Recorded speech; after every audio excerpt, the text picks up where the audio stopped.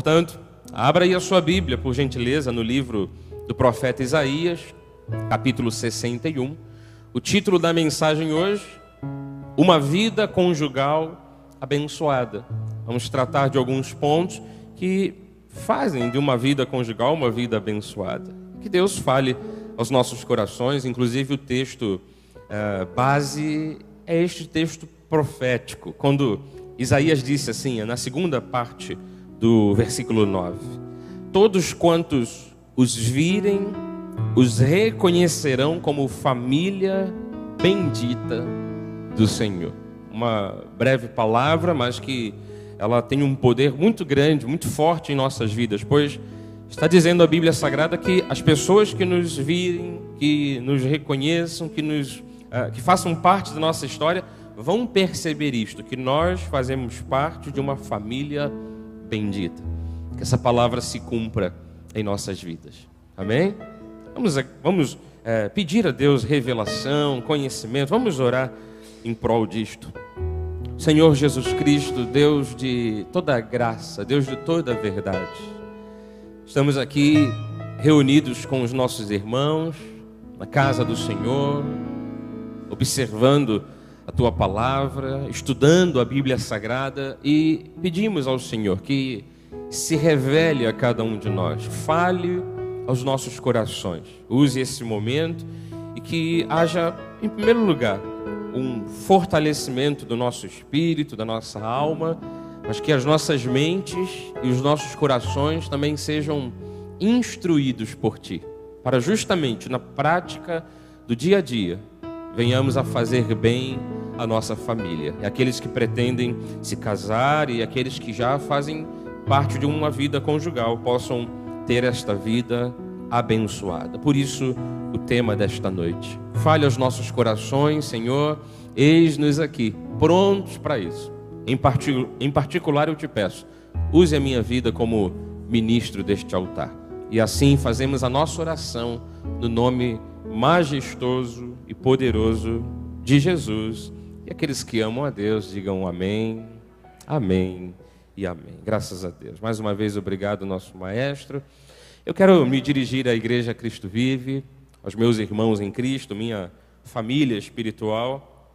Em primeiro lugar, dizer que estou muito feliz por podermos ter chegado a essa 8ª mensagem sobre família, sobre relacionamento, sobre casamento. Na última quinta eu falei sobre a importância do casamento e hoje estamos, de uma certa forma, fazendo todo um repasse das últimas mensagens, né? E, de propósito, eu trouxe aqui o contexto desse texto de Isaías, né? E é um contexto que fala do potencial que todos nós temos e que Cristo tinha também em sua vida de evangelizar as pessoas, de levar esperança às pessoas, de levar cura, de levar alegria aos outros. E por conta desse potencial é que Isaías diz: vossas famílias serão reconhecidas como famílias benditas. Eu vou lhe mostrar agora o contexto do versículo 1 até o 9. Olha que coisa tremenda. O Espírito do Senhor Deus está sobre mim, disse o profeta Isaías, porque o Senhor me ungiu para pregar boas novas aos quebrantados. Enviou-me a curar os quebrantados de coração, a proclamar libertação aos cativos, a pôr em liberdade os presos, os algemados, a apregoar o ano aceitável do Senhor, o dia da vingança. Entenda a vingança aqui como o dia em que Deus agirá em nosso favor. O termo é vingança, mas não há nada aqui de maldade no texto. E enviou-me a consolar a todos os que choram. Versículo 3, a pôr sobre os que em Sião estão de luto uma coroa em vez de cinzas, óleo de alegria em vez de pranto, uma roupa de festa, veste de louvor em vez de espírito angustiado, a fim de que se chamem carvalhos de justiça plantados pelo Senhor para a sua glória. A gente conhece esse texto, ele inclusive, ele foi dito ou escrito, há 800 anos antes de Cristo, E quando Cristo veio a esta terra, você sabe que essa palavra se concretizou na pessoa dele, se materializou nele. Cristo levava esperança para as pessoas, ele levava cura. Ele tocava as pessoas e elas eram curadas, ele salvava os perdidos, ele levava boas novas, ele anunciava o reino. A gente entende que esse texto fala do que há de mais importante no relacionamento Deus-homem, ou Deus com o ser humano. Deus salva o ser humano através do seu evangelho. Sim ou não? Sim. É a coisa mais importante para nós. E você vai perceber que justamente diante desse potencial, que aliás não estava só na pessoa de Jesus Cristo, ele é compartilhado com todos nós hoje. Cristo voltou aos céus, mas ele disse, olha, vocês vão fazer a minha obra. E hoje nós temos uma autoridade vinda do próprio Espírito Santo. Hoje nós temos sobre nós a unção, que é a unção do Espírito Santo. Não precisamos de um óleo para ungir a testa, mas em nós já está evidenciada a unção do Espírito Santo, que faz com que você abra sua boca, evangelize as pessoas e as pessoas sejam salvas de suas misérias, salvas da podridão que há nesse mundo. O que eu quero ressaltar é que por conta desse potencial maravilhoso das boas novas, do Evangelho, é que as nossas famílias podem ter esperança de serem felizes. Porque aí vem, eu vou pular aí alguns versículos, vem o versículo 4, e ele diz, olha, já que o Espírito Santo está sobre você, para você pregar, você vai edificar os lugares antigamente assolados, vocês vão restaurar os de antes destruídos, vocês vão renovar as cidades arruinadas, ainda que destruídas de geração em geração. Versículo 7, em lugar da vossa vergonha, tereis dupla honra, por causa do potencial do Evangelho, né? Em lugar da afronta, exultareis na vossa herança. Por isso, na vossa terra possuireis o dobro, tereis uma alegria passageira, não, uma perpétua alegria. E aí pulando para o versículo 9 diz, a sua posteridade. Tudo começa com a unção de Deus que está sobre nós, o Espírito Santo habitando em nós. E por conta desse poder, diz que os que vierem posteriormente a você. Amado, está falando de toda a sua família, daqueles que fazem parte dos seus. A sua posteridade será conhecida entre as nações, os seus descendentes.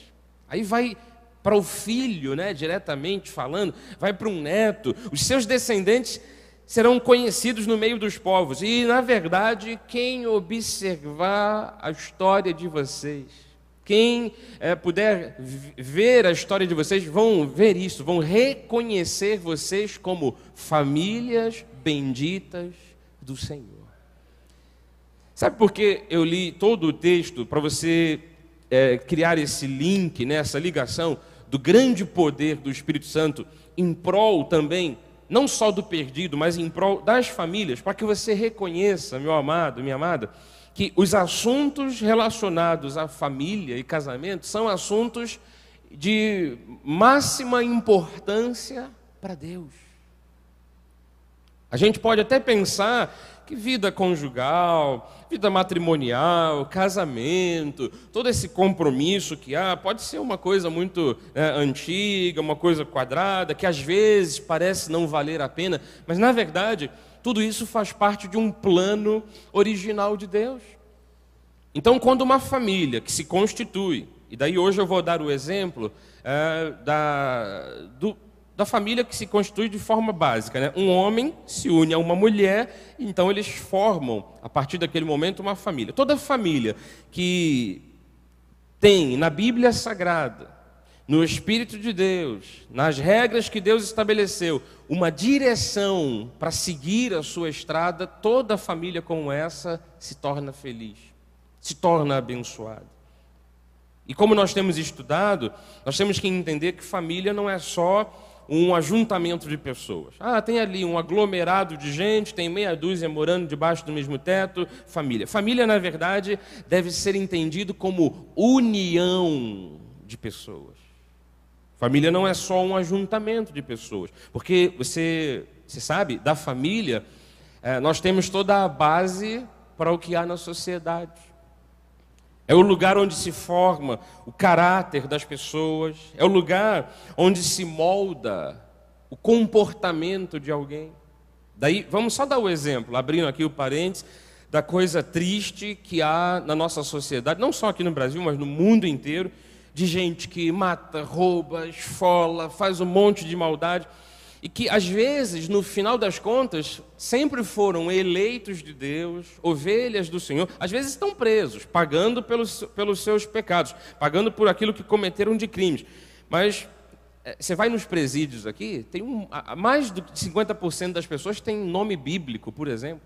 Então é gente que o pai e a mãe deu o nome bíblico, deu o nome de personalidade da Bíblia, porque tem uma certa ligação com o Evangelho. Por mais que essa pessoa se desvie, um dia ela volta para o caminho. Mas qual é a coisa triste?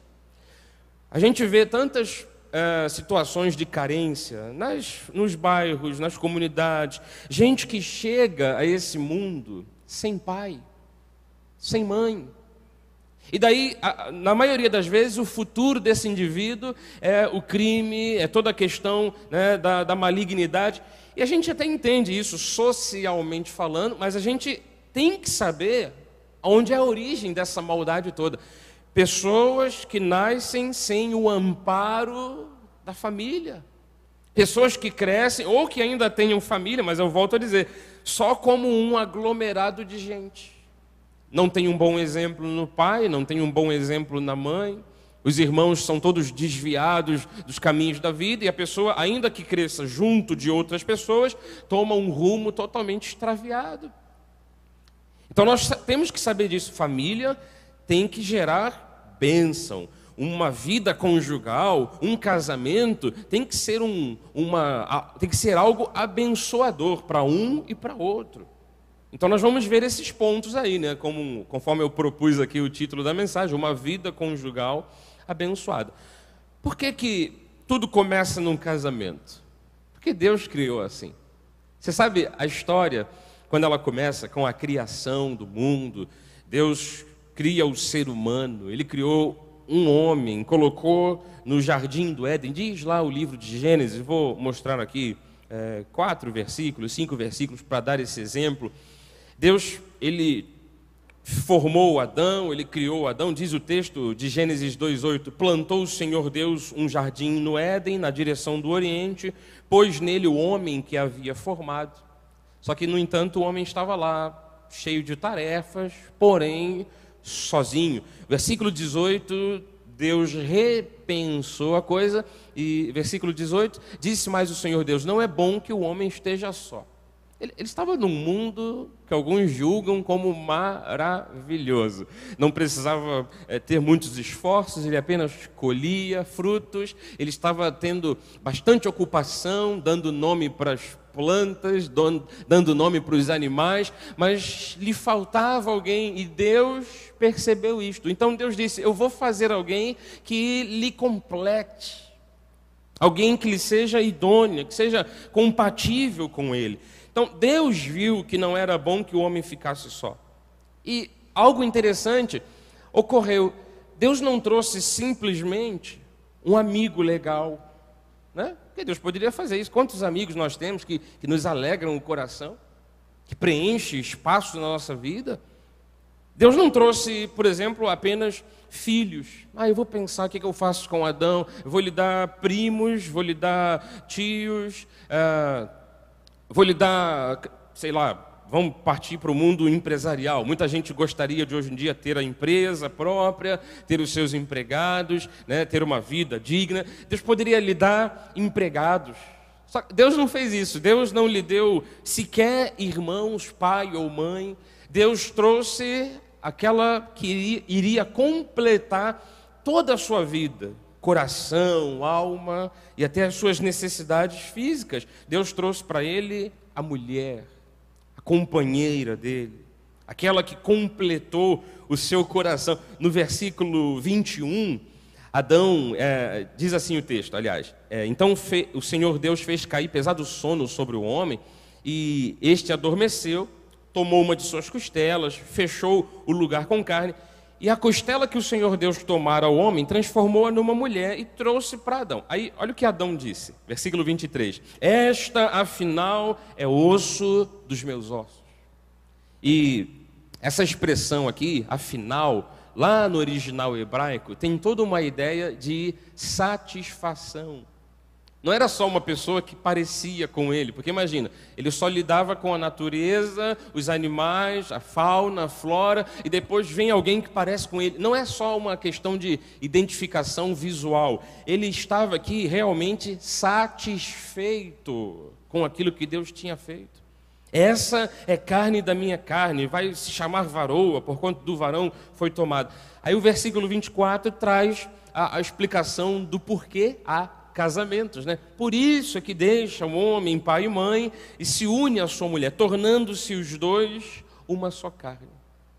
Inclusive, eu deixei aqui frisado esse versículo 24, a parte final, né? Que mostra, na verdade, a grande característica do casamento.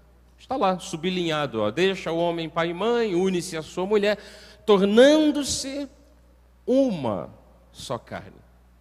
Fisicamente é impossível, cada um habita num espaço, né? Não dá para dois corpos habitarem o mesmo espaço, mas você sabe que há um mistério por detrás disso?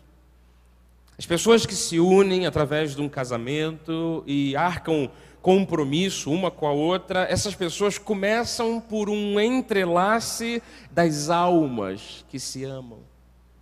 E isso pode representar uma só pessoa. Aqui a Bíblia chama de uma só carne. Há quem diga que é assim, quando homem e mulher se casam, têm filhos, então só nos filhos vem o cumprimento de uma palavra como essa, porque, aliás, é algo biológico, né? Você pega um filho e é lá a cara da mãe, tem o corpo do pai, o jeito de um, a cor de outro, tem tipos de um, tipos do outro. Realmente parece que lá no filho se completou, ou se concretizou aquela palavra, mas eu vou lhe dizer, é algo muito mais profundo do que simplesmente ter um filho que traga a representação física de pai e mãe. Se tornar uma só carne é, na verdade, abrir espaço da sua própria vida para que o outro complete a sua vida. Eu tenho dito aqui, não é simplesmente encontrar a pessoa certa, o fato que vai fazer a nossa vida feliz, mas sim ser a pessoa certa. Então, ambos cedem espaço, e isso faz de uma vida conjugal uma vida abençoada. Quando a gente não só espera por algo místico que aconteça entre o casal, mas que nós nos façamos uma só pessoa com a pessoa com que nos casamos. Que você se faça um só, que você se faça equipe, né? E daí a gente pode ver quantos casais que às vezes um vai para uma direção, o outro vai para outra. A Bíblia diz, poderão andar dois juntos se não tiver acordo, se não tiver compromisso. Enquanto que a coisa que mais caracteriza o casamento instituído por Deus, feito por Deus, é isto: o homem e a mulher se tornarem uma só pessoa. Isso é lindo. Na verdade, o casamento traz algo de belo para a vida de ambos, né? Então a gente passa a perceber que numa união, num casamento, pela união de duas pessoas, você cria toda uma base para que indivíduos cresçam de forma mais completa. São os filhos, são os netos. Você sabe, a partir da família é que Deus criou então toda a sociedade, até mesmo a própria igreja. Família está em primeiro lugar antes de igreja. Porque a igreja só foi formada por indivíduos que habitavam a terra, e isso depois deles já serem famílias.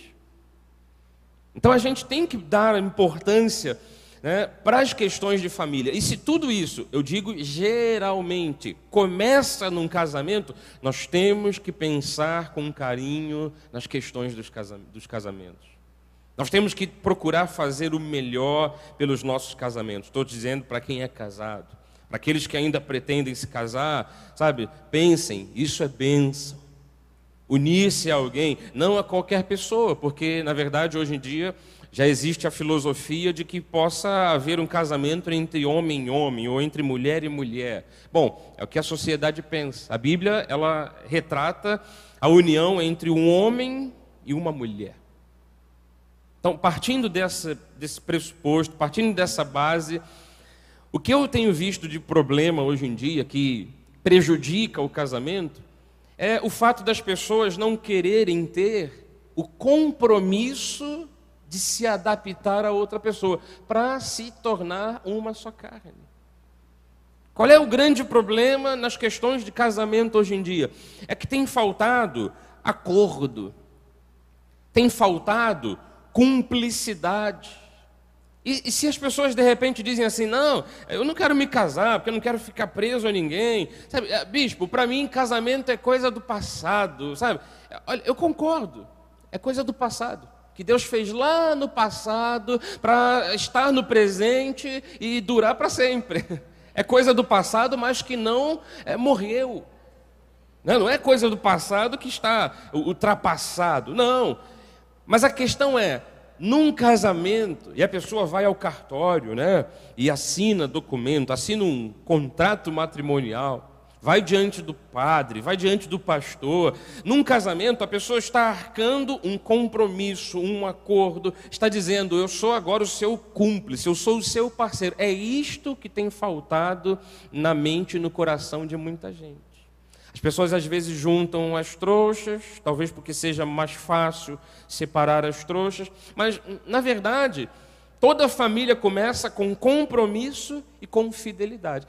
Esses pontos que eu estou lhe falando é o que fazem de um casamento, de uma vida conjugal, uma vida abençoada. E essa vida conjugal é aquela que Deus quer que seja uma bênção.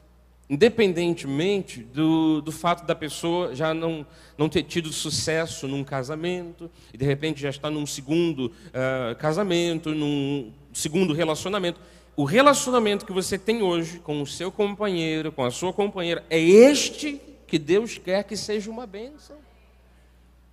Não adianta nem pensar assim, mas eu prefiro, bispo, é uma questão pessoal, eu prefiro viver solitário, porque para mim é melhor. Para você pode parecer melhor. Mas sabe o que diz o Salmo 68:6? Deus faz que o solitário more em família. Eu vou lhe dar só alguns exemplos. Deus faz que o doente seja curado, né? Deus faz que o triste tenha felicidade. Deus faz que o perdido seja salvo. Se Deus faz alguma coisa, é porque isso é muito melhor do que nós podemos pensar. E Deus faz que o solitário more em família. Ainda que alguém prefira ficar com o ditado popular, não, é melhor ficar só do que mal acompanhado. Também concordo. Hoje eu estou concordando com tudo aqui. Eu também concordo, mas é mais no sentido de sociedade, é mais no sentido de certas companhias. Se você vai ter pessoas que vão te levar para o buraco, então é melhor andar só. Agora, quando se fala de casamento, união entre homem e mulher, que dão início a uma família, nós estamos falando de algo mais sublime. É uma bênção quando Deus pega alguém e lhe dá uma família. É uma bênção. E outra coisa que eu quero pontuar, antes de irmos aqui para a parte final, é que um casamento, ele deveria ser, né, dentro do formato que Deus pensou. Sabe, é como aquele texto de Coríntios, no capítulo 7, Paulo dá um exemplo aqui da mulher que ficou viúva, por exemplo. Aí ele diz assim, olha, a mulher, Coríntios 7, 39, né? A mulher está ligada enquanto vive o marido, contudo se falecer o marido, fica livre para casar com quem quiser. Aí ele diz assim, mas somente no Senhor. Então, estou lhe explicando o texto que fala do caso de uma viuvez, mas sem tratar da viuvez, vamos tratar de todas as situações da vida. O jovem que quer se casar, o indivíduo que já está até mesmo casado, alguém que perdeu o marido, perdeu a esposa, todos nós devemos compreender que, como cristãos que somos, como pessoas que fazemos parte da luz, que Deus já abriu o nosso coração, já iluminou a nossa mente, nós devemos pensar nos nossos relacionamentos, que aliás, como é algo seríssimo se tornar uma só carne com outra pessoa, que todo o nosso relacionamento deveria sempre acontecer assim, ó. Vamos ler juntos? Somente no Senhor. Bispo, explica que eu não estou entendendo muito bem. No Senhor significa um casamento, uma união, um acordo feito entre crente e crente, entre ovelha e ovelha, entre eleito e eleita, né?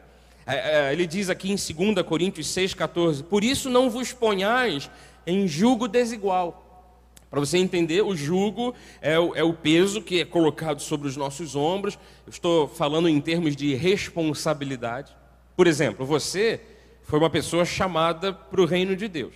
Então você hoje, quando se apresenta para a sociedade, você diz que você é de uma igreja, você tem uma Bíblia, você diz que é cristão, você leva sobre os ombros uma responsabilidade. O nome de Jesus, o nome do Evangelho, você tem uma vida para Deus. Então Paulo está dizendo, olha, que não haja desníveis, né, nessa questão, que o jugo seja igual, que o cristão se adapte a um cristão.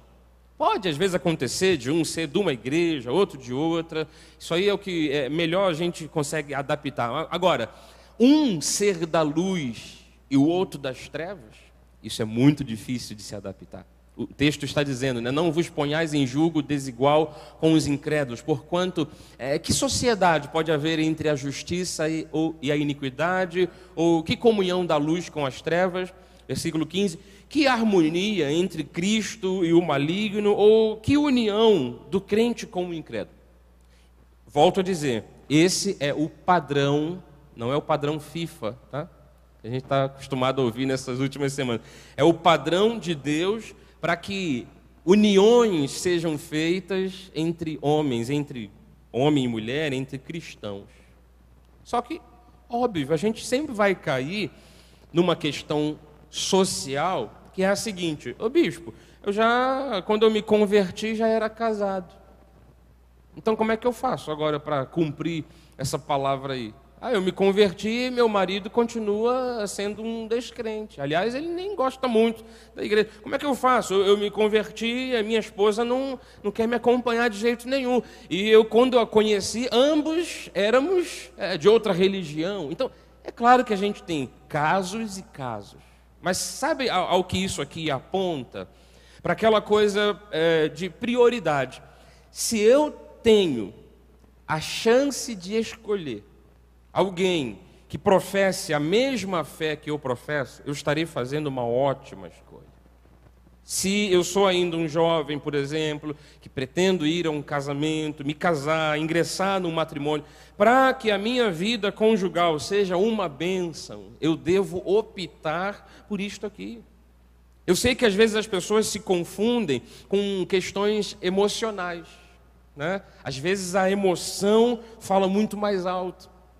Eu dei aqui o exemplo nessa última semana da paixão que às vezes bate no coração, aquela paixão que, sabe, causa um desmoronamento na pessoa, avassaladora. A pessoa diz, não, mas bispo, eu me apaixonei, eu não tenho culpa, e na verdade o meu noivo é uma ótima pessoa.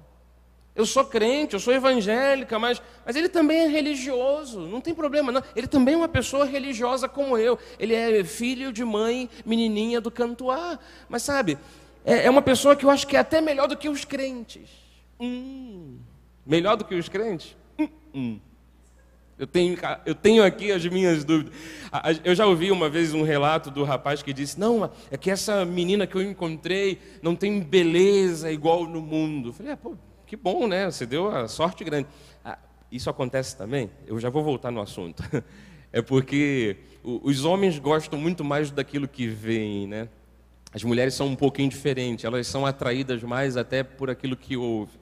Daí um monte de homem feio com um monte de mulher bonita, né?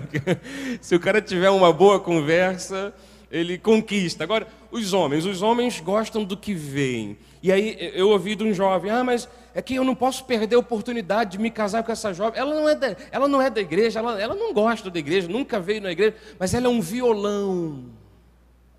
Ele troca o visual por conceitos, né, que seriam um padrão de Deus. A minha resposta foi, olha, tem violão que só vive desafinado. Cuidado com o violão, né? Então, a pessoa diz, não, mas eu sou muito sábio, eu sou crente, eu sei que o chefe da família é o cabeça da família, e ele tem que mandar em tudo. Quando a gente se casar, eu vou convencer ela de ir para a igreja. Não dá para saber isso. Por que eu estou dizendo tudo isso? Porque aquilo que devemos ter como prioridade na nossa vida é o Senhor. Então, se temos a chance de escolher alguém que professa a mesma fé, é a melhor escolha a se fazer. Eu coloquei aqui no quadro uma frase que é a pura realidade. A intimidade, na sua mais profunda dimensão, ouça, que é o que nós desejamos, né? E uma vida conjugal abençoada, ela vai em busca disso, de uma profunda dimensão de intimidade. Só que essa profunda dimensão é impossível. Repito, impossível quando o casal não está unido na mesma fé. Sempre vai haver um desnível. Sempre vai haver uma questão ainda pendente. Mas, bispo, me ajuda, eu já era casado quando me converti, e agora o que eu faço? Graças a Deus que você se converteu. Porque sabe o que acontece? Por conta de você, lá na sua família, 1 Coríntios 7,14, o marido incrédulo é santificado no convívio da esposa crente. A esposa incrédula é santificada no convívio do marido crente. De outra sorte, até a sua família e os seus filhos seriam gente impura. Porém, agora, sua família é santa. Por conta de você, que pode ser a única pessoa da luz no meio da sua família. Agora, como resolver se o indivíduo vai se converter, não vai se converter? É uma incógnita. Não dá para prever isso. O que eu desejo é que as pessoas vivam em paz, né? Ainda que uma das partes nunca se converta ao Senhor. Mas que tenhamos esperança, que Deus enche o nosso coração de esperança para pensarmos, meu marido, minha esposa, meus filhos, um dia estarão no caminho de Deus. E eu vou concluir essa mensagem deixando aqui alguns pontos que devem ser praticados por nós diariamente. E vou lhe dizer, esses pontos que eu vou tratar agora são 8 pontinhos. Rapidamente eu vou falar sobre isso. Eles são na questão de prática diária, na questão de relacionamento, né, entre familiares, eles são muito mais importantes do que às vezes você ficar enchendo a cabeça de alguém com um monte de versículos bíblicos, dizendo, olha aqui, a verdade é que liberta, seu endemoniado, seu descrente. Se você às vezes segurar a tua Bíblia, falar de forma coerente, falar no momento certo, mas muito mais do que isso, agir conforme eu vou lhe dizer aqui, dando os exemplos, você terá muito mais êxito na conquista do coração do teu marido ou da tua esposa. E isso vai fazer do teu casamento ou da tua vida conjugal uma vida abençoada. Vamos lá, os 8 pontinhos para nós terminarmos, já são 15 para as 8. Nós vamos ainda dar a chance de alguns casais renovarem os votos hoje. Em primeiro lugar, admita os seus erros. Peça perdão quando você perceber que você errou numa atitude ou numa outra. Segunda coisa, aceite as imperfeições do seu cônjuge. Se ele, por outro lado, pede perdão, perdoe. Você sabe, 2 pessoas, elas quando se perdoam, elas vivem muito mais felizes. Agora, perdoou, né, ponto 1 e ponto 2, né, admita seus erros e aceite também a imperfeição do outro. Perdoou, foi perdoado, não jogue na cara, desculpa aqui a expressão, né? Não fique jogando na cara aquilo que a esposa fez no passado, o marido fez no passado. Perdoou, perdoou. Mas às vezes vem aqui no pescoço, eu quero falar, porque eu sinto que ele ainda não melhorou. Segure. Eu estou lhe dizendo que essa prática do dia a dia abençoa o teu casamento muito mais do que qualquer outra questão. A terceira coisa, na hora de perdoar, verbalize o perdão. Verbalizar é falar. Você perdoou? Vai lá e diga, eu te perdoo.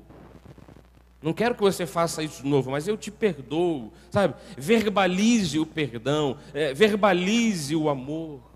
Na hora de sentir que falhou, que errou, na hora de pedir perdão, não vai lá para o quarto e dizer assim, Senhor, que ela me perdoe, sabe, que ela me entenda. Não, vai lá e diga, me perdoe. Fale com a boca, tá? Fale com a boca, faça gestos, escreva, mas verbalize, comunique isso, peça perdão. Diga que você ama. Isso é importante. Em quarto lugar, concentre-se no que há de melhor, no que há de bonito, no que há de positivo no seu companheiro, na sua companheira. Porque às vezes o que acontece é que a gente faz a outra pessoa ficar triste, porque, por exemplo, o marido às vezes está lá vendo a televisão, aí elogia uma mulher da televisão e fica reclamando do corpo da mulher de casa, da esposa. Aí o indivíduo elogiando mulheres que vê na televisão, mas fala mal da esposa. Então, sabe, inverta. Mas bispo, se eu inverter, não vou ter o que elogiar. Claro que tem. A dica foi, concentre-se no que há de melhor. Mas só tem uma coisa boa. Em termos de beleza, minha esposa, bispo, é que a pele de trás da nuca é linda. Então, elogie a pele de trás da nuca. Que o cabelo tampa, ninguém vê, mas você sabe que está lá. Você só não pode fazer comparações. Olha fulana, olha, você deveria ser assim. Não faça isso. Você vai magoar o coração da sua esposa. Outra coisa, a mulher, às vezes, pede algo para o marido, aí o marido demora, dá, né? É sempre assim. Ele demora a dar, e depois ela diz assim, se fosse para outra, você daria. Não faz isso. Não faz isso. Né? Não fique ameaçando, não fique fazendo chantagens emocionais. Mas o meu marido não libera dinheiro. Mas o que ele faz de melhor? Ele traz alimento para casa? Então, concentre-se nisso. E na hora de elogiar, elogie os pontos positivos. Ainda que eles sejam poucos. Mas concentre-se no que há de positivo. A quinta dica, ore todos os dias por sua família. Ore por seu marido. Ore por sua esposa. Sexta dica, cuide-se, trate-se, ame-se. Não só para você estar feliz, mas para você dar o melhor para o seu marido. Para você dar o melhor para a sua esposa. E eu estou falando em todos os aspectos, fisicamente, socialmente, moralmente. Sabe o que é, às vezes, um vexame por uma mulher ver um marido que sai para a rua, aí bebe, sabe? O cara diz assim, poxa, mas Deus não condena beber. Não, Deus condena o fato de você perder a cabeça, perder o tino, se embriagar. Não tem na Bíblia, não beberás aquela que desce redondo, né? Até porque hoje em dia teria a cerveja de crente, né? Que é cerveja sem álcool, né? Que para calibrar não ajuda em nada. Né? Que o álcool é que dá uma calibrada. Aí a pessoa às vezes bebe para esquecer, tudo bem. Mas ela entra às vezes num vício e aí chega em casa carregado. Isso é vexame para toda a família. É mau exemplo para os filhos. Então, qual é a dica que eu estou dando? Cuide-se, trate-se. Mas eu estou já dependente, eu preciso de muita ajuda, preciso de tratamento. Vá procurar ajuda, vá procurar tratamento. Outra coisa que às vezes traz desonra para dentro de casa, traz vergonha, a mulher fofoqueira. De vez em quando alguém bate lá na porta e diz, tua mulher disse, falou, fofocou. Então, sabe, não sejamos assim. Às vezes é um marido que passa os outros para trás, a mulher que não paga lá o caderninho da Avon, aí fica aquela confusão toda. Faça de tudo para a sua família ser uma família considerada digna. No que depender de você, ame-se, trate-se e cuide-se, para dar o melhor para o outro. Em sétimo lugar, corte ligações com pessoas ou com situações que aborrecem o seu marido ou a sua esposa. Marido e esposa devem ser uma só carne com quem se casou com ela, né? Com essa pessoa. Então, às vezes tem um amigo, uma amiga, aquela amiga de infância. Eu tenho dado aqui o exemplo de alguns maridos que dizem assim, não, eu tenho uma amiga que é, sabe, amiga de infância, a minha esposa tem ciúme dela, bispo. Aí eu pergunto sempre, mas essa tua amiga de infância, ela precisa realmente ter prioridades no teu relacionamento com a esposa? Não, não precisa, mas imagina, minha amiga de infância, conheci ela antes de conhecer minha esposa. E a esposa não tem ciúme de todas as mulheres, tem ciúme só dessa. A minha dica é, corte essa amizade. Porque vale mais a pena você agradar a esposa do que a amiga da infância. Mas o indivíduo diz, não, mas é minha amiga do peito. Eu desconfio que tem outros interesses, tá? Eu não me controlo, eu tenho que falar de tudo, mas eu sei que tem criança no recinto, mas não. Mas sabe, eu tenho uma amiga que eu não me desfaço dessa, me desfaço do casamento, mas não da amizade. Opa, então o valor está invertido. Corte ligações com um tipo de pessoa como essa. Agora, se a esposa tem ciúme de tudo e de qualquer pessoa, aí é uma questão já do coração da esposa, né? De cuidar desse ciúme. Às vezes a mulher pode ter um grande amigo, companheiro, que vai para a academia, vai fazer exercício, aí o marido fica sempre em segundo plano, ele fica lá cabisbaixo, sabe? Com receio de falar qualquer coisa, fica dando uma de durão. Se você percebe, veja bem, nesses casos, né, específicos, se você percebe que algum tipo de amizade ou de situação aborrece o teu marido, ou aborrece a tua esposa, desfaça isso, fique longe, né? Corte ligações. Em último lugar, espere em Deus quanto ao crescimento espiritual do seu marido ou da sua esposa. Não fique forçando a barra, sabe? Espere em Deus. Você já orou, já pediu para Deus abençoar, para Deus tocar o coração? Espere em Deus quanto ao crescimento espiritual, ou do marido, ou da esposa. E tudo que você for fazer, olha o que diz Colossenses 3,14. Acima de tudo isto, porém, esteja o amor. Porque quando agimos na base do amor, quando fazemos as coisas com amor, isso nos leva ao vínculo da perfeição. A gente fica aproximado à perfeição. Tudo que você for fazer, faça com amor. Eu acredito, amado, amada, que a partir daí, quando colocamos em prática todas essas questões, aquela palavra do profeta Isaías se cumpre na nossa vida. Isaías 61, 9, que diz, todos quantos os virem, os reconhecerão como família bendita do Senhor. Então, faça isso que Deus tem te pedido e você terá uma vida conjugal abençoada. Assim seja, assim disse o Senhor. Glória a Deus por isso.